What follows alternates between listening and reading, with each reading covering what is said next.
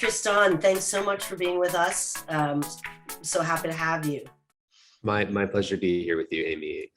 Really, your organization has helped me and people I'm close to so much in the last year, and I'm just honored to do it. It really means a lot to me. Well, the name of this event is Up to Good, and I feel that you're getting up to a lot of good through what you're doing with the Center for Humane Technology and the film. But how did you find out about UP? What was the original connection to our organization? Yeah, well, so for those who don't maybe know, I was part of this film called The Social Dilemma, which came out in September 9th, 2020. And that was about 2 weeks before the big glass fire in Sonoma County. I was focused on this film launch that we had worked 3 years for this film. The film just won 2 Emmy Awards. It was seen by 130 million people. It was the second most popular documentary in Netflix history. And I'm saying all that because it consumed all of my attention when this film kind of exploded. When my house burned down 2 weeks after the film came out, I was in the thick of just so much attention and inbound and everything that I was completely overwhelmed. And I had to still do things like, media interviews in the Today Show at 6 a.m. the morning after the house burned down and I had lost everything. And I had to just kind of hold on to that. I say all this because I was devastated. This was my mother's home. I lost, as everyone does, all of our family belongings, photos, irreplaceable, everything. My mother had actually passed away 2 years before, and this house was kind of holding everything that was the history of our family. And so I didn't know anything about how to navigate the fallout of a fire. And we actually had another friend and neighbor who was from Santa Rosa, who I think it was actually also my lawyer had recommended checking out United Policyholders. And my girlfriend and I started going to the webinars to learn about how to navigate the fallout. I mean, I was a computer scientist and a design ethicist at Google. I'm not a lawyer. I didn't understand anything. Why would someone know about the details of how insurance works and policies and coverage A, coverage B? I mean, these are things that you have to pick up afterwards. And we had to do that research and understanding after in the middle of all of this overwhelm from the film, where my schedule was just completely booked. All that's just to say that United Policyholders, the webinars, the resources online were just of such tremendous help, and it helped us get back on our feet. And that's why I was excited to have this conversation with you, and anything I can do to support. I already gave my own donation, but I really recommend that other people support the organization, because I think it just helps so many people. And I think, as we'll probably talk about in a little bit, it corrects the asymmetry of power, because here we are sitting there, you're one little individual, with the busyness of your life and all these things going on. And you're doing, when you're in an event with an insurance company, it's, they do this all day, they do this every day, and you show up for the first time. And so the asymmetry of, you don't know what you're doing and they know everything about what they're doing. That's kind of the asymmetry that you're course correcting to create a little bit more symmetry. You mentioned the asymmetry of power in the dynamic between insurance companies and their customers or consumers. And, the tagline of this organization is empowering the insured. But, in addition to helping people who've gone through disasters, we are also always monitoring the marketplace and how insurers are behaving in the marketplace. And since the internet developed and data mining and algorithms, those of us on the insurance consumer side have had a lot of concerns and a lot of about how insurers are using technology to their advantage to give them an even bigger imbalance of power over their customers. Can you speak to that a little bit? To match it actually up with what's going on in the social media world. And for those who may be in your audience who haven't seen The Social Dilemma or know what it is, just to give people a brief kind of entree, because it'll parallel what we're talking about with the balance of power between insurance companies and data mining and us. And I think that's the same thing that you're talking about with insurance companies. So there you are, and you see a decision about, should I get this insurance policy?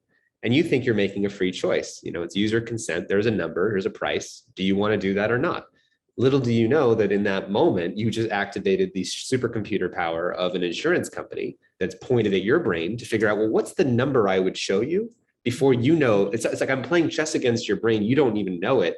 It knows which number you're going to say yes to before you know which number you would say yes to. And then it puts that exact number. And if you think about the asymmetry of power, it's got millions of other brains and users who look just like you. So they can do demographic analysis and say, okay, for people who are in this kind of zip code and people who also clicked on these other car websites in the last 3 months who happen to look at Audis or Teslas, okay, we know something about you that you don't know that we know about you. Right. And then we take all that information, we put you into a bucket and say, okay, you're a user that's like this. And for users who were looking at Tesla cars in the last 6 months, we know that we can show you this price and we know you're going to say yes to it with 80% accuracy. What does the Center for Humane Tech kind of advise people in terms of like, okay, now you know that you are a pawn in the game. What do you do about it?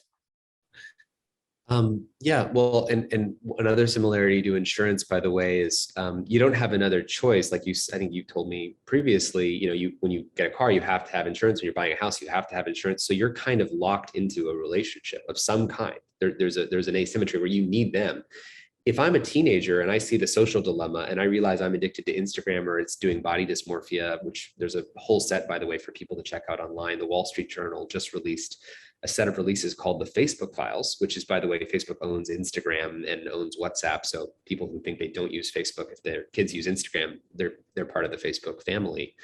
And they showed research knowing that basically if it's worse for teenage mental health.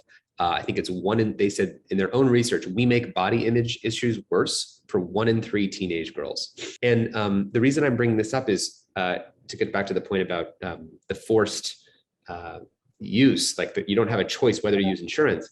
If you're a teenager and I told you this and you realize, wow, this is really bad for me, I'm going to stop using it. Notice that I can't just, it sounds easy, right? You can say, well, just delete your Instagram account. Except guess what? So Amy, you and I, we probably use what iMessage to text. It's our primary communication. You text people. That's like your primary way to text. If you're 13 years old or 20 years old, do you know what the primary communication medium for messaging is? It's actually Instagram. Oh, wow. So in other words, what I'm saying is you don't have a choice to not use it. If you don't use it, you're ostracizing yourself from the basic sociality of what it means to be a participant in society. And in the same way, you can't not choose to have insurance. In a certain sense, the tech companies want to make it incredibly hard for you to not be able to choose to not use social media. And that's I think the duplicitous nature. And it's like a digital drug lord, by the way, because we care a lot about the teenage mental health impacts.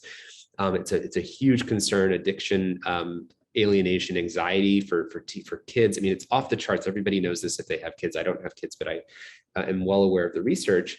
And it's not an individual choice about just not using it. They prey on social exclusion. And if you stop using it, by the way, do you think Facebook and Instagram just sit there just quietly? No, actually what they do is they notice which users went dormant, and they have an entire part of their growth team called user resurrection. User resurrection is, how do I start dangling like a digital drug lord a thing in front of you, and I'll start testing? Well, did the anorexia videos bring you back, or did the the ex-boyfriend or ex-girlfriend, did that images of that person, did that get you back? Now, it's not that they're sitting there mustache twirling their way to figure out this stuff, and they're actually consciously choosing the ex-boyfriends or the ex-girlfriends. It's that they just know that these are the kinds of things that used to get you to click last time. And it uses a machine to figure out, well, this is a set of things that will bring you back. So hopefully that's just empowering for people. And if you want to learn more, I recommend that everybody with their family watches The Social Dilemma. And it helps correct the asymmetry of power. If you ask, like, how do I get my kid, or how do we, all use this stuff less? We're more vulnerable to all those likes and rewards. So if you think about how do we actually get ourselves less addicted to technology, if you're sitting there with your friends and family you're dancing, when you're dancing and you're really enjoying yourself, or you're in a drum circle, you're doing acro yoga, or whatever it is that you're doing, where you're in some high connection environment, you don't actually even feel like you need to use technology. And the problem is when we live in these environments that are hyponormal, which are not giving us our basic needs, or we live alienated because we live by ourselves, or in environments that keep us more and more from each other, it makes us more vulnerable to the hypernormal stimuli of this. So just to say, the way that we can defeat this is having more deep, rich connection in our lives, whatever that looks like for us. That's the answer and the way out to what makes us so vulnerable to these technologies. And I really recommend, I think just like, people have their views, I guess, about the vaccine being good or bad, but I think of the social dilemma as almost like an immune system for society to better realize how technology works. It doesn't necessarily, just like maybe the vaccine doesn't give you 100% immunity, but it makes you a little bit less vulnerable. And I think that's an optimistic message that people can hopefully take away. Well, I hear that. It resonates profoundly with me. I'm so grateful for the time that we had together, and for your support and recognition of the work that we do. But even more importantly, for the work you're doing out there in the big world, to help us all get back to a healthier, more human way of living. Thank you so much, Amy. And again, I just love the work that you're doing, and I wouldn't have gotten back on my feet without United policyholders. And I hope everyone continues to support the organization. It's so important what you're doing. Thank you.